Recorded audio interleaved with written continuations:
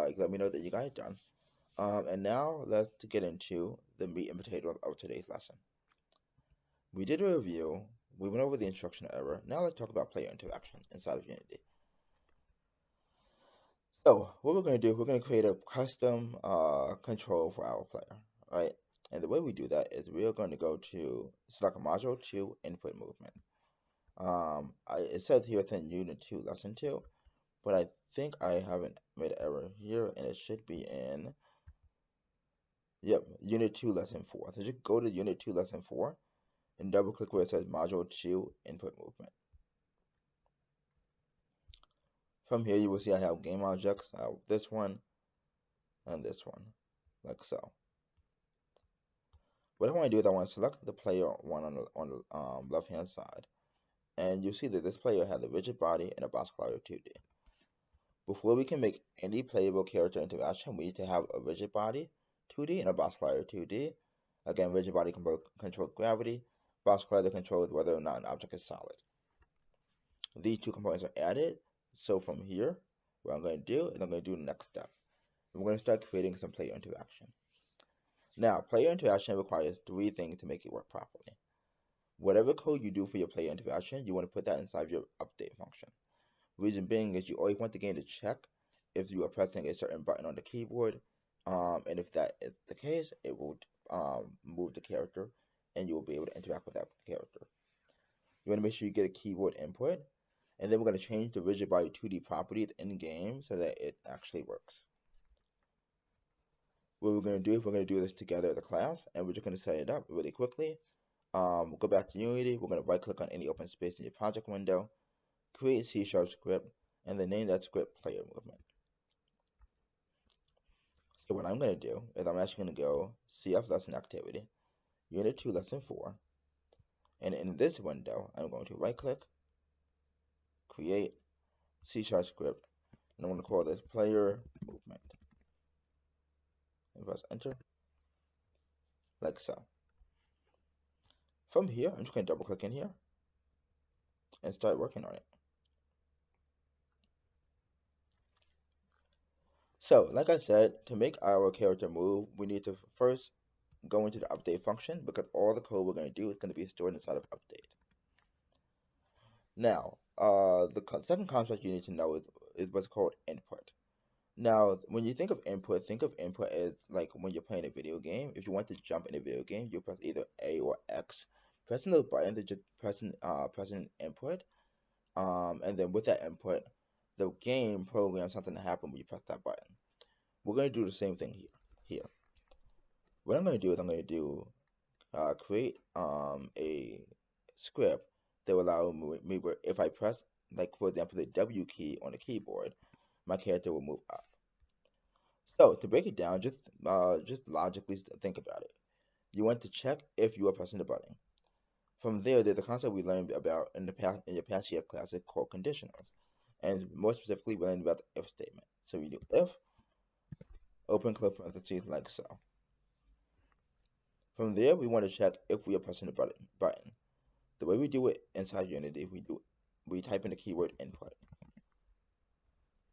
After we type the keyword input, we're going to do input dot, because we're going to go inside the input, this input little package here, and we're going to do get key, capital G, capital K, open close parentheses, like so. So you see, as I'm writing it, it gives you a little bit of information here. This says bool, and a bool, as you know, is a true or false statement. Input dot get key, and then we see key code and then key right here. If we read it, says this returns true whenever user holds down a key identified by the key code parameter. What that means is if we type in key code dot W, this will simply check if the user is pressing the W key on the keyboard, we want to do something.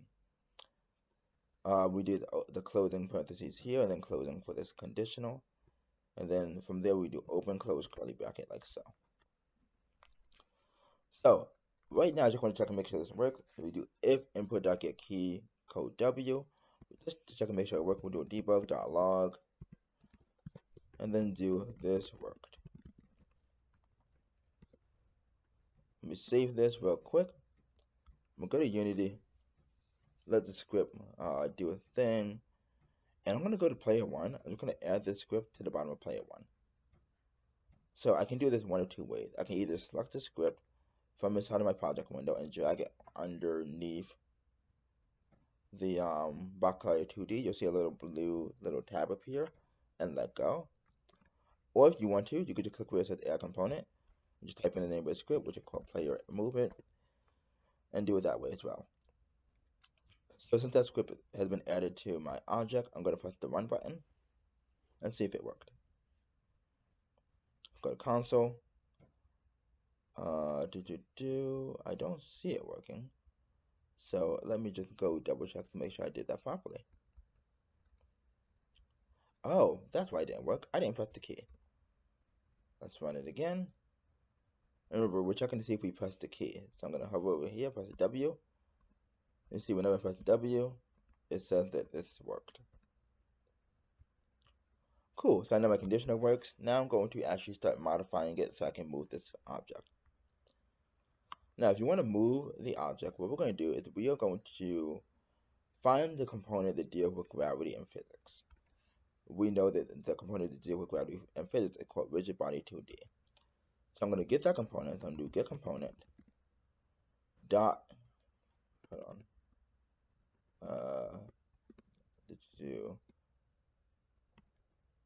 get component like that, and then I'm going to do open caret rigid body 2D, open close parentheses like that, and then do dot. But this is doing if we're getting the component, and then we put the component inside the little carets here. From there we do open close parentheses. Just have to do that whenever you're getting a component, and then do dot. What this dot does is it allows us to go inside of the rigid body 2D component, and we can actually change a property called velocity. You guys may remember velocity from when you guys did physics some time ago, but velocity is just the speed of an object. What I'm going to do here, I'm going to do is assign to new vector 2. Vector 2 is just x and y, and I'm going to make this a 5. No, I'm going to make the x 0 and the y 5, and then close parentheses like that, and save it. The reason why x is 0 and y is 5 is because I don't want to move left or right in the x. I want to move up and down in the y. Let's run this program. Okay, move down. If I press W, you'll see the character moves up like that. And cool, I have my basic player interaction. It's awesome. So you got some player movement happening. Awesome. With that being said, that's really it. I just wanted to show you guys how to just make it move up. What I want you guys to explore on your own is you can explore how to make it move down if you are so inclined. And just try to get that working. But here's the thing: we're gonna actually go over how to like make the character move down and all that stuff in the next lesson. But if you wanted to get a head start on it now, you definitely can. One thing I would advise you to check is I would advise you to check out some of the components in here. For example, mass. When you press the run, it fell all the way down. If you don't want to do that, just make the mass lower. And now you'll see that the character won't move around as much. Like that. But another way you can do it is you can turn the gravity scale. Instead of 1, make it 0. And that character doesn't move at all. It just goes up. Like that. Alright, cool. So that's really it with how to actually make the character move at a very basic level.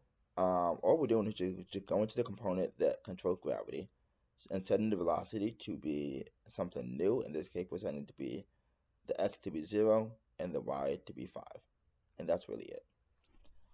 Again, you can try and make it move up and down by pressing the buttons. If you want to make it move down, I recommend getting the key code S as in Sally for making it move down. And that's really it when it comes to just the basic player movement.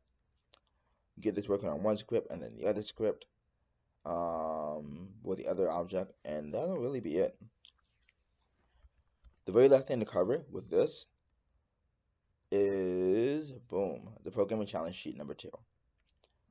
Since you've done all this stuff for the class, what I want you to do is just programming challenge sheet 2. You know how to do a lot of stuff. You know how to navigate Unity, Engine, and Visual Studio, import game objects, code in C Sharp, so on and so forth. You're going to apply all those skills and just do the programming challenge sheet 2. It's in Unit 2, Lesson 5. If you need to find that, just go here and go to the assignment that was posted for the day. You will see a Unity package. Please download this Unity package, import it into Unity. So I'm going to do it like this. I'm going to do import package, custom package. I'm going to select the package I downloaded right here and just import it in. You will see that the Unit 2 Lesson 5 folder has expanded, and now you will have this Unit 2 Lesson 5 demo. Let's save this real quick. Your challenge is in variables in C Sharp. That is your challenge sheet right here. The instructions, if you click the plus after 8, you will be able to read all these instructions. And you can just follow along with all these instructions here. And yeah, just complete the challenges. Again, for period 2, this challenge sheet is due on Monday. For period Monday morning. For period 4 and 6, this is going to be due on Wednesday. That's really it. If you have any questions, feel free to let me know. And with that, I will see you guys next time.